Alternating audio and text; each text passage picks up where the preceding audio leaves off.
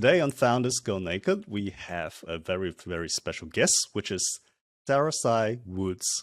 Correct me if I'm pronouncing that That's incorrectly, SaraSai. perfect. That's perfect. Thank you. And I think SaraSai is so unique and special in what she does. And I really can't wait to get into this interview. I'll keep it a secret as to what she does because that would just make it more intriguing, right? So, SaraSai, please tell us about your fascinating journey into business. Wow. Wow. COVID hit me like it hit everybody else. I was in my lovely life juggling all the balls in the air that we all normally juggle. I had like three different types of careers. One, singing opera all over the world, standing on stages to thousands of people, hundreds of people, Wow. and commanding presentations and yeah, amazing traveling the world. But then side by side with that, Terence, I also loved helping people. And, Mm. the world of opera is the world of ego, really. It's about status and power. And I was able to call on all of that because I was blessed with an incredible talent, God-given talent. But really, it was never about the career for me. It was always about singing love into the world. That was my inspiration. And then before I did that, I trained as a nurse. And then I became a master coach, executive strategic coach.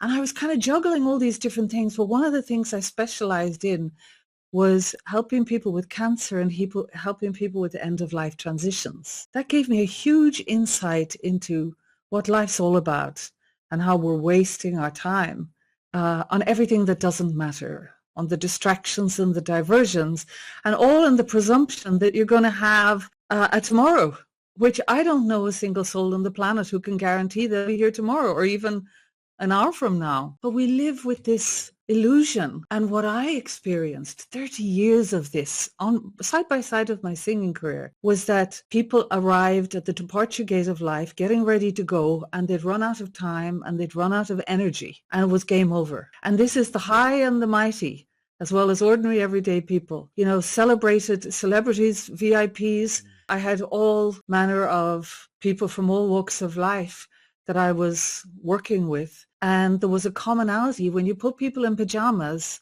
we're all the same. And we all have our hopes and our dreams that we want to fulfill. But nobody knows when the game's going to be up. And it seemed really important to me then to help people awaken to what really matters, looking at life from a 360-degree view to see, why am I here? Was I just born to be successful? No. You have a divine purpose in this lifetime. But most people are so intent on surviving life, being able to create a career, and this has been me included, but not exclusively. We all have to do what we have to do to pay the bills, right?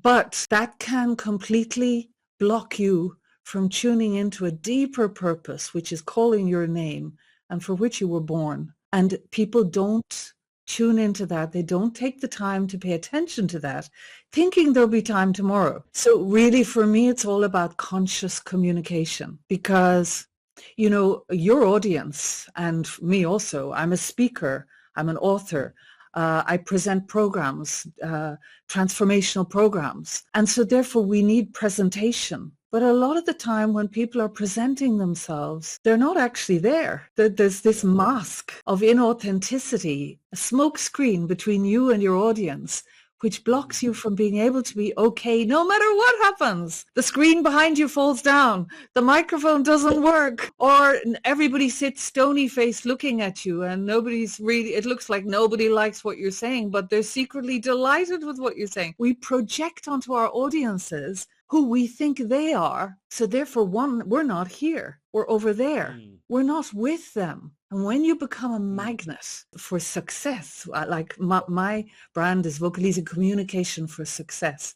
You're it. You're the brand. It's not actually what you do. And everybody's so busy with the message. But what I do is I work with the messenger so that you are home in yourself, so that you have no concerns, no fears, that you can handle any situation that life brings, that you're bulletproof in your life, that you have equanimity. And I'm not talking about doing meditation. I'm talking about really coming home to yourself in this lifetime so that you fulfill the true game of life before you go, living on purpose, so you leave without regret. And that's conscious communication for conscious living and conscious creation. It's basically a wake-up alarm call for the world. We need to wake up. Look what's happening around us. It's kind of like those people that tell you, you meditate on your death, like Steve Jobs used to do. And it's not like a negative thing, because it's actually more of a, hey, wake up, you're not immortal. Like, let's face it, no one's immortal, even despite all the longevity stuff that's happening right now. Hey, maybe you might live to 150, but hey, you still will go expire one day, right? But the thing is, we are immortal. That's the big lie. We are immortal beings. There's 3 versions of you, Terence. There's you look in the mirror and then you see Terence. Oh, and you have a name and I'm Terence, right? Yep. That's who you think you are. Yeah. You look and that's, you see your physique, your face, the clothes you wear, all of that kind of thing. And that's Terence. And then there's all the people in the world who know you, and they have a mental projection of who you are, which they often impose on you. And it can be like a straitjacket that you can't get out of, where you're not allowed to be anything other than the Terence they want you to be, right? Yeah. Like So the it's funny like, guy, or, the exactly. serious businessman, or whatever it is, right? Yeah, or whatever your offering is at the time. Like if you're doing this now, oh, Terence the podcaster. And then next month it could be Terence whatever else, the businessman, And you're a different Terence to your parents as to your partner or to children. But actually there's only one of you. And if you even think, Terence, since you were a little boy, think of all the faces you've had, all the different bodies you've had. Which one is the real you? Don't know. None of them. None of them. They're not the real you.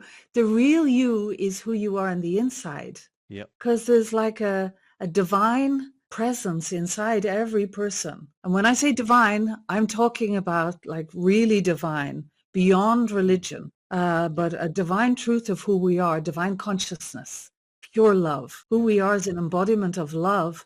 But do we relate to ourselves as that? Most of the time, we're just relating to ourselves as whatever our habits and sabotaging beliefs are and our limiting thoughts, this whole smorgasbord of illusionary attachments and desires that we say is, this is me. No, it isn't. And so I want people to be able to break out of their box, break out of the prison of the mind and be fully self-expressed. Would you believe, Terence, I was shy and introverted and self-conscious? No. That's how I started out. But in order to have a singing career, I had to do something about that. That's what I love to help people with now, finding that inner confidence that has them shine and be free of concern, be free of all fear. And as speakers, every single person needs this, And that's the beginning of the journey, to move away who you think you have to be, to win the prize, to get the client, to be successful, to get approval, to not be judged, to not be criticized, to not be annihilated. Often when people are speaking, it's about like survival. And, I have to say, this is like something you can learn. I remember, I'm in London, and when I first came to London, I was coming to music college. I remember I used to sit on the underground tube trains, and I was terrified somebody would look at me and I would blush. I'd be embarrassed. That's how shy I was. Wow. Yeah. And how could you have a career singing or standing on a stage, being center? I was the leading lady, the diva. So how can you have all that focus on you if you're cringing at the thought anyone's looking at you? So we've got to go beyond ourselves to be ourselves. I mean, do you see any of this relating to you? Any kind of playing small, any holding yourself back, any fears, roadblocks, anything like that? Yeah, I was just thinking like a few things that came to mind when you were saying all this stuff was that, okay, a lot of the way that I personally act out in my business life and my personal life is I think it's from like a lot of fears and failures that have happened in the past that prevent me from actually going there again. And, subconsciously, I'm avoiding that at all costs.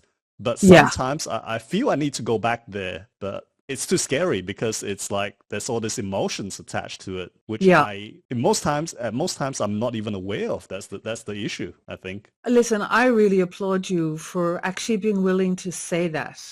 especially on camera. But to me, that's a courageous act because you're being authentic. And that's where power lies, in being authentic. But what I would say to you is, this is what I love about this work. Do you want to get out of prison? Do you want to get out of the prison of the mind? Yeah? Yeah. Let's get out of the matrix. Exactly. But it's basically you got three voices. You got the voice in your head. That's what you were just talking about. So this one is like, I call it the grimy gremlins or scary saboteurs, right? This running commentary telling you you're not good enough, you look awful, you sound awful, nobody wants to listen to you. All of the things we say to ourselves, you're a failure, no clients are going to come, all of this. Yeah, that's thoughts, sabotaging thoughts. But if you give them the microphone, they run the show. So you're not even there. You're not even communicating with anyone then. They are. And so it's not that difficult. What you need is to get in touch with the voice, your inner voice, your divine compass, the voice of truth inside you, which is the observer of those thoughts. If you think, who notices that you have those thoughts? Once you can detach a little bit from the thoughts and see these are like passing clouds. Imagine you are the sky and the clouds are going by, the thoughts are going by. And this is not a new concept, but actually people find it hard to gain access to that part of themselves because it's so all permeating, these sabotaging, wrongful beliefs and limiting ideas. And, I go into a sort of deep level, but a deep level of empowerment, because you need to just detach from all that's stopping you. And the way to do that is to give voice to your heart. And being authentic means being willing to face yourself in the mirror. But one of the things that I think you're a little afraid of is where that's going to lead you. And a lot of people are worried about past traumas, which they've squashed down. And when I say traumas, I mean just things that didn't work out, things that you decided were not safe. It wasn't safe for you to be you. It wasn't safe. Yeah, that's it. Being you was not safe in some way. And so you had to be another version of you that was going to be accepted and appreciated and loved. And that's what we do. That's the game. But that's a lie. And that's basically evidence we gathered from childhood. Something happens and we gather evidence that this is the truth. And then we relate to it as the truth. And so you simply need to reframe that truth in an empowering context. So that's kind of what we do. When you also have somebody like me who has a conscious presence, listening to that, all it takes is one time to be seen and heard and known, and it's done, because you're taking the sting out of the venom out of the snake, the sting out of the tail. And, this is what I really felt, Terence. Many people left the body. I was there with hundreds and hundreds of people as they transitioned. And many of them had never felt seen or heard by anyone for their entire lives. But it's impossible to be if you're wearing this mask of pretense. And, the culture of cool has forced us into this. All this cool kind of attitude. Why do you think there's so much suicide in young people? They're so busy trying to hold up the pretense of the perfect life, which social media, let's not blame social media, it's the way we use it. But then we get locked into the prison of our own perceptions, and people literally leave the body. They take their life because they can't see a way forward. You can see, Terence, I'm really sorry, but I'm passionate about this because I believe we were born to remember and to awaken. And I see that as my job, to help people. So SaraSai, you have helped hundreds of people like transition from this life to, wherever it is. And the other thing is I'm curious because you had so much experience and you had all these people basically transition, and through that you saw that, hey, if only they had found their true voice, communicated with their true self, life could have been so much different.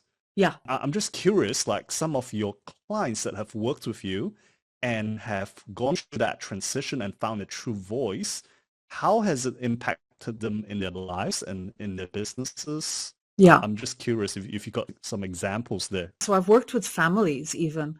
One woman sent me two of her nearly grown up young adult children who were going through a really tough time but hadn't got a vision for their lives that was strong enough to keep them away from all the problems that they were experiencing in the culture for young people.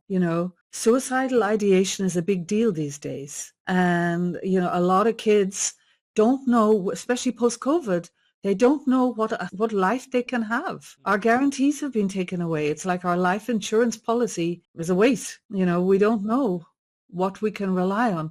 So it's never been more urgent than for people to plug into their possibility and their power and their potential. So for me, if you're not doing that, you're wasting your life. You need to be living consciously. Then you can choose from what fires you up. So I have many, many people.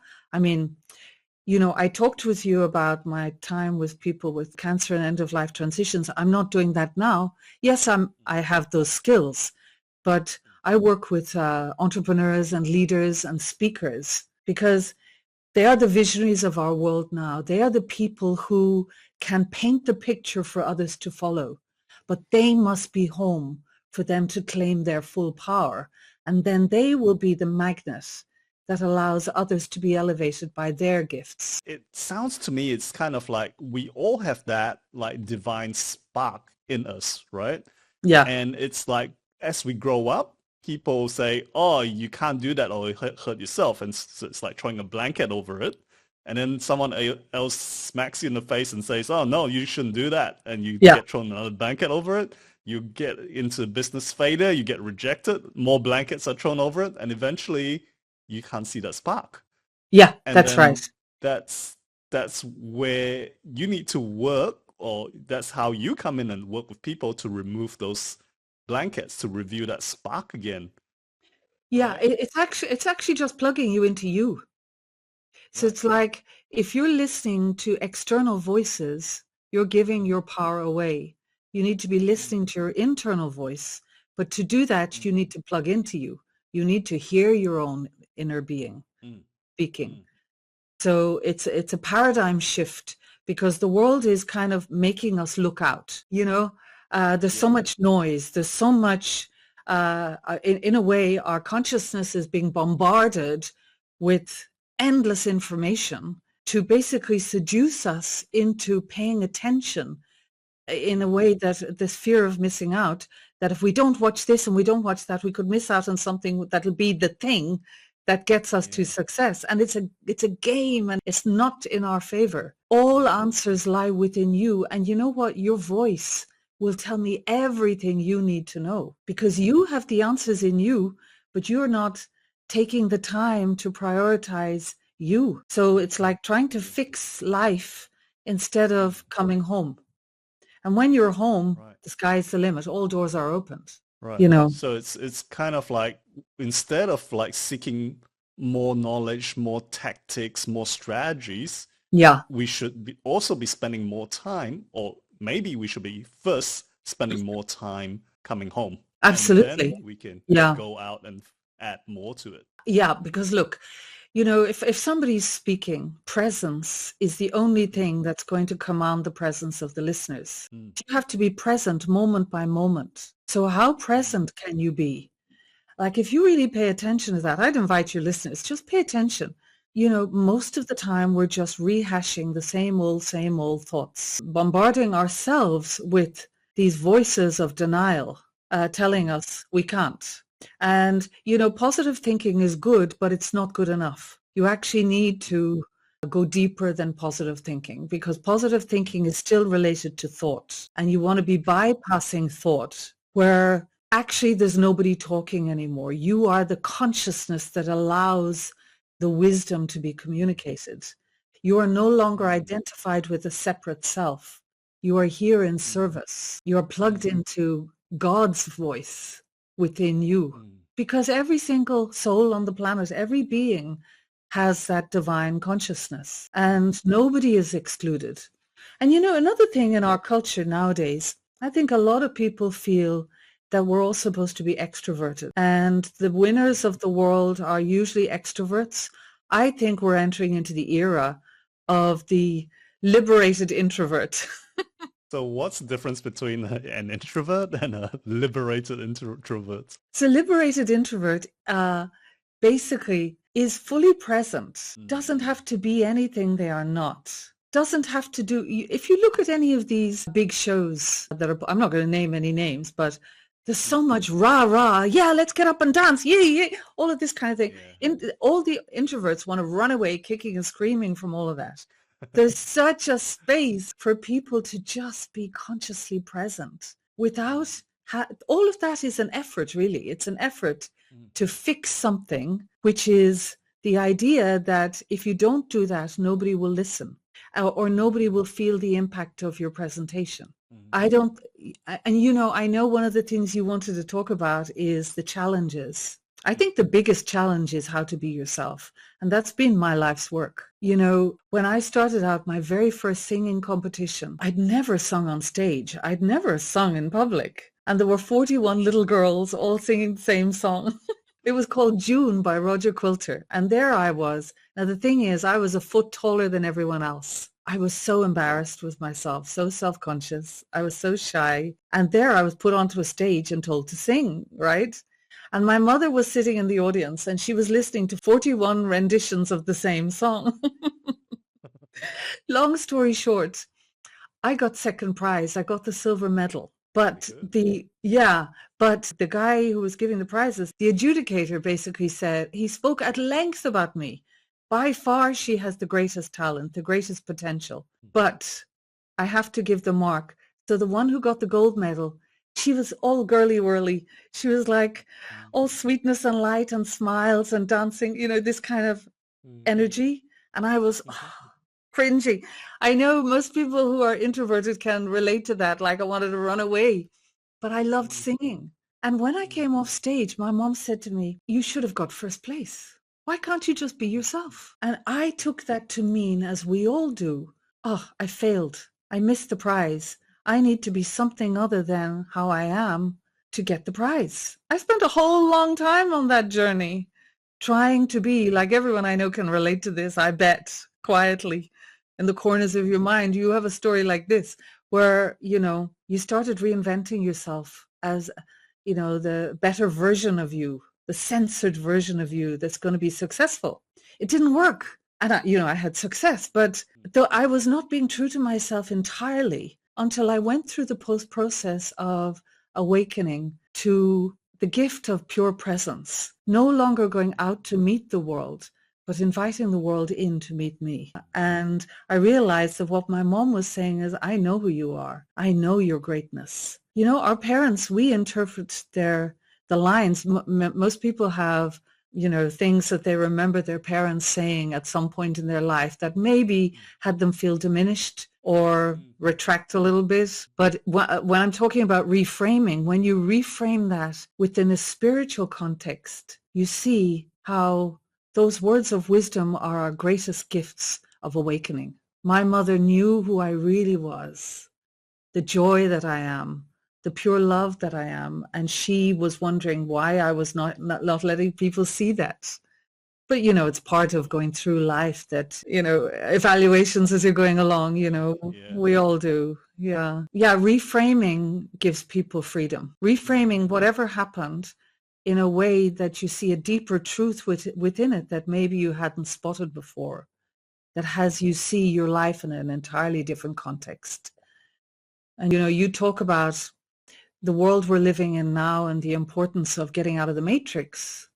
The matrix doesn't exist unless we give it reality. All there is the opportunity to be present or to be absent. And if we buy into it, then we are buying into a belief that there is a matrix. But when you're plugged into your true self, nothing exists. Only God's plan, only divine reality. Let's talk about that a bit, SaraSai, because I think you mentioned a few times that, you got to find your purpose or your divine purpose. So is there one purpose for everyone, or are there multiple purposes? And what happens if you miss your purpose? If you miss your purpose, you don't graduate from the class and you come back again to take your same class. Okay. That's how we stay in the birth death continuum, right? Right, Yeah. right. Got it. Yeah. So yeah, there is one purpose, and the purpose is to remember who we are as divine That's it. embodiments of love. Yeah, we are divine. That's Okay. not just that's it. That's everything. Okay, so it's not like, oh, I'm supposed to be a scientist in this life, or I'm supposed to have No. 10 children in this life, or whatever. Yeah. So there is a doing aspect to this life. Hmm. The huge purpose, the unique and sole purpose for all is awakening to the truth of who we are. Mm. But then the individual purpose, because you're in that individual body, Yeah. labeled as Terence, so you are a soul with a past and potentially a future, but definitely a past incarnations, past lifetimes, whereby the laws of cause and effect, you took certain actions which might have been a Mm. plus for you and certain actions which might have been a minus. And so there can be a debt from previous lifetimes that you came to pay in this lifetime, and that can cause the circumstances and the tendencies in your personality, which as long as you're identifying as being Terence, you're acting out the personality. You're still identified with that limited self. Make sense?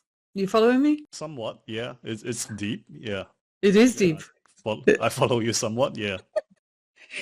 So if you think I'm not this body, I'm not this mind, it's part of who you are, but it's not the essence of who you are.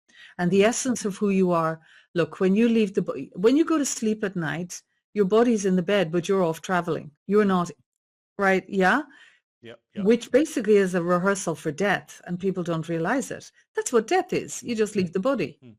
but you don't come back. So Right. all the terror about death is like an illusion itself. You can't die because you weren't even born. Your divine consciousness having a temporary experience in a physical body to play the part of Terence. So you want to be the best Terence you can be, but ultimately you want to transcend being Terence and play being God, ultimately. Practice detaching. But, Terence, as long as you are playing the part of Terence, you maybe have some goals and some desires, but from the worldly perspective, my advice to people is reduce your desires, reduce your goals, because they trap you in what you believe to be the matrix. They keep you chasing your tail where you cannot be present because you're always future-based, trying to get somewhere else other than here. Yeah? Like, what if being here now was all there is and it was good and it was perfect? That sounds pretty cool. Doesn't it? Yeah. And it is cool. Yeah. Like, what if we never had to worry about making a mistake? What if mistakes were divine? What if all the things we thought were wrong turns and errors were perfectly choreographed for our benefit? And that is the truth of how it is. Nothing ever goes wrong. Yeah. I know this is deep. So we're kind of veering away from maybe what most people might be interested in, which is how I can help them. So really it starts with your voice. Claiming your voice is like claiming yourself. And then you begin the journey of self-development, self-awakening, self-evaluation. And then according to your commitment, this is you're really finally on the real track of life, playing the proper game, Right, right. Because I think one thing comes to mind, like SaraSai, correct me if I'm wrong, but Yeah. a lot of people will kind of like chase their dreams, but that is not necessarily what your divine self wants or needs. And Yeah. it's kind of like at the end of it, you don't feel that even though you might have millions of dollars, you might have the fancy cars and everything, but you don't feel fulfilled. Yeah. Is that what we're saying here? Thinking that you have to create anything to be enough is the seduction. And a lot of that is the ego, the mind telling you you're not enough. And so you need to prove you're enough with these fancy cars and the big houses and all of that. So a lot of people are trapped in that. Yeah. I'm not against any of that. I think, great. We'd love all those things. There's no problem with any of that. Just don't let it be what drives you.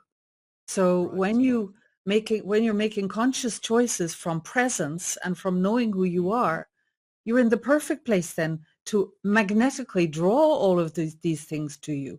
You don't have to do Right. the donkey work in the way you would have. So it's like a kind of like a shortcut in a way. It is. Yeah. But Yeah. it's a shortcut where you're going to get to your destination. If you think Mm, you get on a train, why? Because you want to get somewhere. And it's like, sorry, game over. You got to go back yep. at the beginning again. And it's like, that's frustrating. I don't want to do that anymore. Yeah. I want to Yeah. finish the game in this lifetime. And this is the golden opportunity in this life. Mm, We're at such an exciting time in the world. People are talking about doom and gloom. There's never been a better time to create consciously than now, when the contrast in our world is so ferocious. It's so in our faces that if we don't start being conscious creators, how on earth are we going to live in the world we want to live in? We have to become visionary leaders. And so, anyone works with me, this is what's really going on. Like getting into the driving seat of life through conscious intention. So I think it's the most exciting possibility. Yeah. I don't know anyone wouldn't want to live this way. Anyone. So, Like even Steve yeah. Jobs, when I think he was, do you remember his deathbed? He made some speech. He was digging deeper into spiritual awareness as well. Mm, He used to carry the book, The Autobiography of a Yoga by Paramahansa Yogananda with him everywhere. He'd never go anywhere without it. So he knew there was more, and I think we should be demanding more for ourselves than just the frills and the tinsel trivialities of life, which is the seduction. Basically a lot of people, if you think, what is it you really want? Say you work really, really hard all week and you want some things to treat yourself at the end. What do we think of? We think of alcohol. Some people think of drugs. Some people think of having a great time with their partner. So, some people want to binge on Netflix. These are all the things, or some people just will have a whole load of food. These are all the things that kind of anesthetize us from life. Or games, all these virtual games that people can Yeah. play, or, speed dating or whatever it is. It's all basically to distract us. Yes. And also to comfort us from having to live so separate from ourselves. Mm, That's the real loneliness of life now. People are living lonely lives, pretending like, on Facebook or wherever else, pretending to have an amazing life. And then they go home to the reality of their internal experience, which doesn't reflect what they're putting out, And so there's a lot of silent resignation that people are not being honest with themselves about the value of life. And I want people to be excited, inspired. For me, it's about living an inspired life. That's the opportunity in this lifetime to live an inspired life, free from concern and regret. So that when your number is up, it's like, wow, I had a great time, but I achieved what I came for, So, SaraSai, I'm curious, how can people, first of all, how do you help people live that inspired life, number one? And number two, if they so desire, how can they reach out to you? Okay, so let me show you this. Here we go. You see up on top here? Yep. They can click on a link. That's the link, basically. They click on a link. What I love to do is I love to listen to people. I love to just have a one-off session to start. A lot of people say people need to know, like, and trust you. For me, people trust me straight away, because when somebody's authentic, that is a safe space and you can feel it. So, it's just us getting into a Zoom room together, 60 minutes. What would it be like if you have like a voice master who has used their voice to seduce hundreds of thousands of people all over the world with my singing, and then I was doing some speaking as well, to give you an evaluation, a professional evaluation of your voice, how your voice can work for you, how your voice can be a magnet. There needs to be love in your voice. Your voice is unique to you, and people take it for granted. They never examine how they can use their voice to create their brand and to create their authority and positioning. So we do that. I have, you've heard of IQ, intelligence quotient, IQ, yeah, of course. Yeah. and you've heard of EQ, Yes, I've heard of emotional quotient. Well, I've created CQ, communication quotient. So you see, I like that. you see my book here, Communication for Success. I can't even read what it says there. Okay. How to unlock the roadblocks in your life to transform all relationships, results, and rewards. It's basically giving people the secret keys to the kingdom of communication. So in that 1 hour, I listen to their voice. I give them professional feedback. For example, many people who have accents may feel that the accent sometimes isn't working in their favor. And just like actors and public speakers and politicians sometimes attune their accents or their speaking for more impact, I can help your accent work for you. So I have ways of doing that without changing anything about the accent, just tools and tricks that can really have no roadblocks between you and your audience. And so I give people the 60 minutes and then 15 minutes for Q&A. And then they get access to this free book, The 9 High C's, The Golden Keys for Successful Communication. And that's an audiobook as well. And then some basic warm-up exercises for the voice. And that's all included in my breakthrough call. So that's the best way for people to reach me right now. I'm putting other things together. I really want to give a lot of great value to people. But the most value is in our meeting because everybody is unique and individual and has their own hang-ups and their own issues. And like we just immediately zoom in on anything that's in your way so you're free. And then you've got a roadmap of how to present yourself more authentically and to be yourself free from all concern. That sounds wonderful. Who would benefit most from this? Would it be like business owners, like leaders, salespeople? Yeah, any entrepreneur, anyone who's up to big things, basically. Entrepreneurs, leaders, speakers. But I don't like to exclude anyone who feels called to this. Because when I say we are the magnet, there's a certain vibration that is a yes, a certain awareness and readiness that has people be a yes. So anybody who feels that there's anything blocking them from shining their light in the world, from fulfilling their highest mission, yeah, I'd love to meet them. All right. So you got it, guys. Make sure you sign up for this wonderful opportunity.